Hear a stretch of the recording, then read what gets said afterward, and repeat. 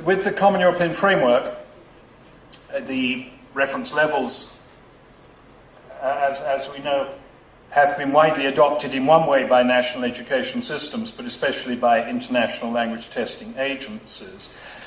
The first one of those adoptions has been a fairly cavalier thing in many cases, like, first foreign language B2 in France and that sort of stuff, implied foreign language B2 for school leaving in Ireland as another example. And from an early stage there was a lot of concern that levels might be devalued because they were being abused, basically. And that led to a lot of pressure coming on the Council of Europe to set up some kind of validation process to validate international exams. Now, that would, first of all, have involved an enormous amount of work. I mean, you would have had to have a complete secretariat devoted just to this, and it wouldn't have been just a secretariat, it would have had to be a new expert unit. And so instead, what the Language Policy Division did, as you may know, is to develop this manual for linking language exams to the framework. Do you know this manual?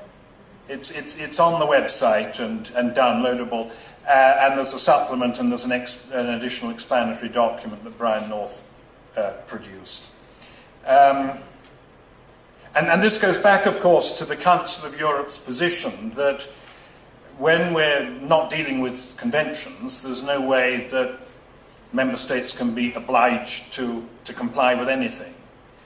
But it also has to do, I think, with the very large commercial interests that are involved. And the Council of Europe would shrink from getting involved in even the risk of a major row with one of the big international testing agencies. Now, with the ELP, from 1998 to 2000, we had pilot projects. There were 15 member states involved and 3 NGOs. I always imagined, without ever having discussed it with anybody, that, what was happening was these pilot projects were developing portfolios and they were trying them out.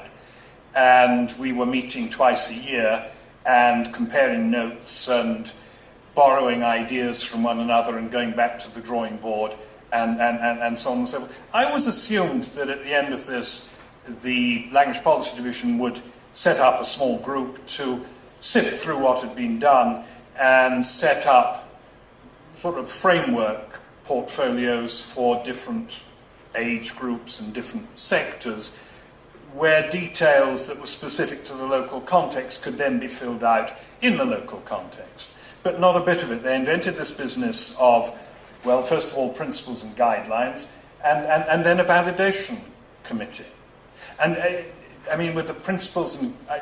has anyone ever looked at the principles and guidelines? They're a very general set of aspirational statements defining what the purpose of what the ELP is, what its purpose is, and so on.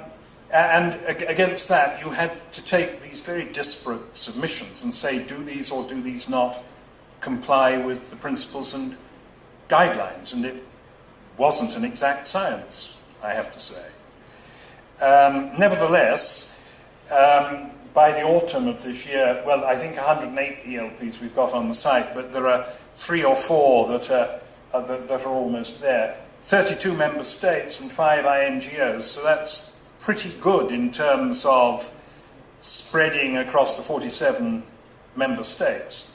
But the problem is, as I said earlier, that on the whole, these portfolios are not being widely used. Large-scale implementation has been very, very resistant. You know that, of course, with your own LinguaFolio. Going back to what I said earlier about the fact that the framework with its action-oriented can-do approach offers to bring curriculum, pedagogy and assessment into a closer relation. That was the challenge we were responding to in what we did for ESL in primary. In other words, we used the framework, can-do curriculum, translated that into I-can statements to support the whole learning process, and then developed an assessment kit that was closely associated with that. Now, because of that, because the portfolio was effectively the curriculum adapted for the learners themselves. In the last 2 years, before the government pulled the plug on our funding, in the last 2 years we sold 5,000 copies of the portfolio into the school system and 2,000 copies of a simplified sort of workbook that was oriented towards pre-literate children in the infant classes. So that was about 7,500 things in 2 years.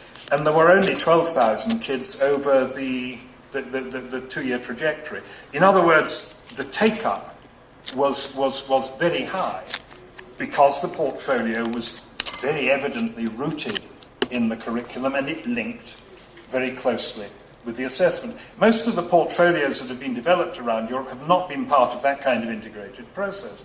And that's why, teachers always feel they're overworked, underappreciated, there's a textbook to be got through, there's grammar to be learned and all that. And you give them a portfolio and it suddenly seems as though it's an extra thing. And it's not surprising that if it's not very obviously part of the curriculum, it ain't going to work. And we're actually bringing this validation thing to an end. I mean, it costs a lot of money to bring all these people together twice a year, and you can't go on forever. So we're replacing validation by registration on the basis of self-declaration. Now, the fact that we're bringing validation to a conclusion, I think, helps to explain how it is the Council of Europe will have validation for the ELP, but not for the CFR in language tests. One particular problem was that,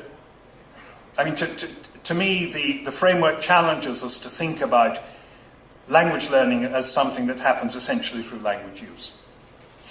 And the implications that has for curriculum and pedagogy, but especially assessment. But what the testing agencies were interested in was being able to put a label, A1, A2, B, etc., on the existing tests. Now, some of those tests were fine, or on the way to being fine, but some of them weren't. And some of them certainly didn't correspond to the communicative, action-oriented ethos that the framework is promoting. So, the Council of Europe didn't want to get into that kind of argument, I'm quite sure. Well, I've just said that. Now, on the other hand, you see, the ELP was completely new. And so the validation thing, and no one was going to make £1 million out of a European language portfolio. Publishers tried to, but no one has managed it.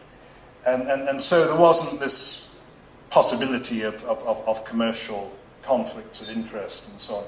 And the validation process was really brought in to help the member states to understand better what was intended. That, at any rate, is the argument.